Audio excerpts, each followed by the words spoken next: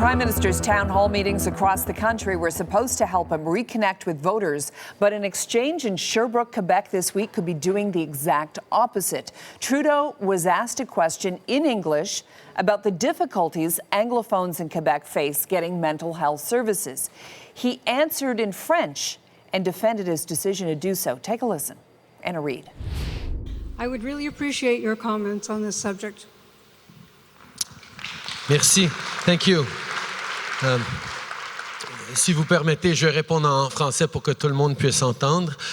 Merci de votre utilisation de nos deux langues officielles au pays. On est au Québec, donc je vais répondre en français. All right, Quebec is Canada's only unilingual French province, but minority language speakers are crying foul. Some of them have even launched complaints against Trudeau with the Commissioner of Official Languages. Did the English speaker deserve an answer from the Prime Minister in English? Our Sunday Scrum is back to break it down for us in round three. Susan Riley and John Ibbotson are in Ottawa. Hello again, you two. Hi. Martin Patrickin in Montreal. Hello, Marty. Hey there. I'm going to start with you, since you're in La Belle Province. Did that person deserve a response in English? 100%. And it's, by the way, just as a little ellipse, I'd like to say that it's nice to have these problems rather than the last block problems. Anyway, or 2 blocks ago, I guess. Yes, I'm from the townships where he was. The townships have an historical English community of which I am part.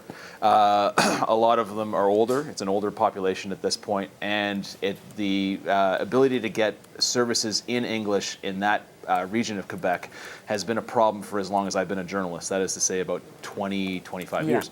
And so, yes, 100% she deserved an answer in English. It is ridiculous of what he said. This is the guy that in 2008 had a very much mocked TV commercial in which he went from English to French even like mid-sentence, saying how much he loves us and this kind of thing, as a rebuke to Quebec's sort of unilingualism.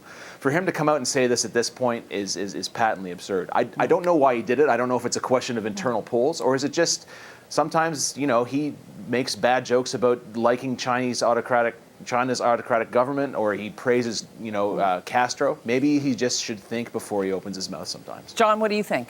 Yeah, I agree with Marty that sometimes Justin Trudeau can be tone deaf. But obviously, if he were asked a question, there are two things. If he were asked a question in Saskatchewan in French, and then proceeded to answer in English because he's in Saskatchewan, can you imagine what the furor would be? Mm-hmm. Secondly, and for me this is the most important thing of all, and doesn't get talked about enough, the question was about mental health. Yes. A woman is asking about mental health services and about the issue. This is vital. So the first thing you do is you answer the question.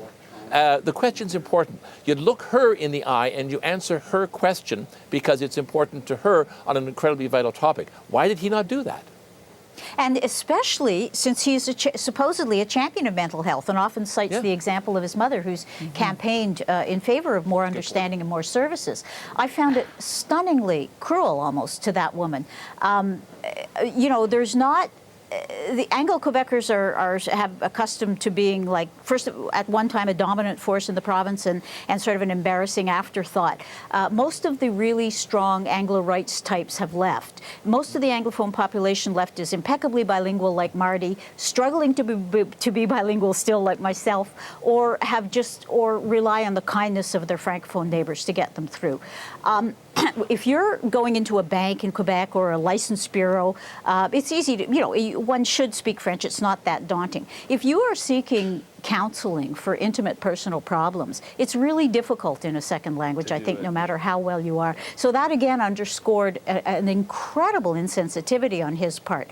I'm wondering if he was trying to draw a favorable contrast between himself and the French language debate of the Conservative candidates, which was unfolding at the same time, maybe saying to people, look, here's what a really, comfortable in French person looks like. I don't know.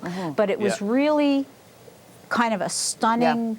Bizarre. It was stunning. Yeah. Just to give you an idea to what extent this... Bernard Drainville, former PQ minister, author of the Charter of Quebec Values. Anyway, all this to say is a language hawk. It's number one, number two, and a very, very staunch sovereignist in Quebec, was on the radio this week and said, that was nice what Trudeau said, but he actually went a little bit too far.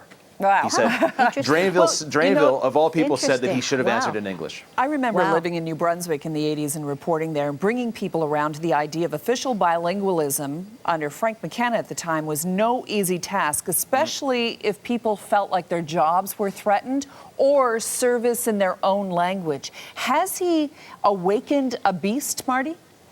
I don't think so. Look, I like to think that the majority of the English population in Quebec is past that old lady in Eaton's who only speaks English and refuses to be served in French. That doesn't really exist in this province anymore. I'm not an Anglo rights type person. I've never been victimized. I've never had issues, anything like this. But when something like this, it gets my back up a little bit. And I think if we were talking about Anglo-Quebec 20, 25 years ago, it might be an issue. Now, I don't think so. Yeah, congratulations, Justin Trudeau, for reigniting the language debate. Yeah, I mean, that's exactly sovereignty, right. That's exactly what we need right now. has never been so dead a letter in this country. We have moved on past all those tired, agonized debates of the 1960s and 70s and 80s and 90s. We're in a completely new space, a really good space, a space that's all about multiculturalism and immigration and making Canada an example to the world, especially making Canada an example compared to what's going on south of the border. And Justin Trudeau says, "Hey, no, I want it to be 1978 again." I'm answering luckily, this in I think French. it's just a passing blow. All right. Trudeau may have put the language issue behind him for now. Maybe he hasn't. He'll have more tough questions directed at him this week. The Prime Minister takes his roadshow to Alberta. We'll talk about what to look for there coming up on the Sunday Scrum. And let's set the scene. It's been just a week since Trudeau angered Albertans with this comment he made in Ontario. We can't shut down the oil sands tomorrow. We need to phase them out. We need to manage the transition off of our dependence on fossil fuels. That is going to take time, and in the meantime, we have to manage that transition. The Prime Minister has since tried to back away from that. Are we going to hear a different line on oil sands production this week? All right, let me begin with you, Susan. What kind of reception should Justin Trudeau expect in Alberta? It really depends. I think what he said was simply the truth. I don't think there was anything controversial about it. I think it was leapt upon by various campaigning conservatives, i.e. Jason Kenney. It's like in the last election campaign when NDP candidate Linda McQuaig said, for us to meet our Paris commitments, some of that tar sands oil is going to have to stay in the ground. Again, huge conflagration, and Thomas Mulcair has to defend her statement or wiggle out of it. She was only stating the truth. I mean, it's simply the truth. Second of all, the phase-out that both he and Rachel Notley have embraced is very leisurely, to say the least. It imagines continued, in fact, increased production from the oil sands until 2030, possibly until 2050. So unless somebody seizes the moment, bites the bullet, and decides that, we cannot continue to burn as much fossil fuels as we have been, then we're going to continue down this path. 2016, the warmest year on record, and 2017 looks like we're out to break the record because it's been so unusually mild in so many parts of the country. John. Yeah, the funny thing is he has a good message to bring to Alberta. He has approved 2 pipelines. Donald Trump, whatever his other failings, is apparently going to reverse Barack Obama's decision and approve the Keystone XL pipeline. And I'm all pro pipelines. I'm a big pipeline fan. Sorry, Susan. In fact, the Globe and Mail had an analysis a few days ago that suggests we might have a glut of pipeline capacity now.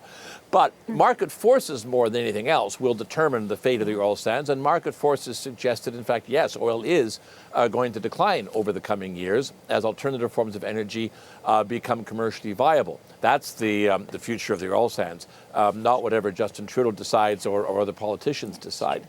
The more intriguing question, and the one that he's going to be asked in Alberta, and the one we really want to hear an answer to, is what are you going to do about your carbon tax, which he has imposed nationally in one form or another across the country. The United States is now not going to will be reducing corporate taxes under Trump, and obviously under Trump there will be no climate change action of any kind whatsoever. Does that render companies across the country uncompetitive, especially in Alberta? That's what I want to hear his answer to. Okay, what are you looking forward to hearing, Marty? You know what I wonder? I wonder why he's doing these cross-country things at all. He wasn't elected all that long ago. Why are we doing this? Why do we have to Why do you think he is? I think it gives him oxygen.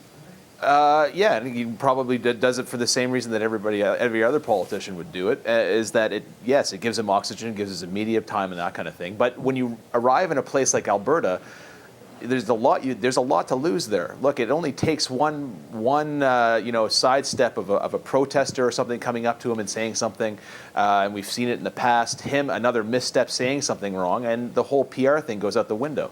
Look at what we've been talking about. We've been talking about what he did in Quebec badly, and what he potentially could be the pratfalls for him in Alberta. I don't see any upside to any of this. All right. Well, we have to leave it there for this week. I want to thank you all very much. Freelance columnist Susan Riley. Thank you, Susan. Thanks, Carol. John Ibbotson of the Globe and Mail. Thanks, John. Hey, it was great, Carol. Okay, Martin Patrick of Maclean's. Thanks for joining in, Marty. Thanks a lot.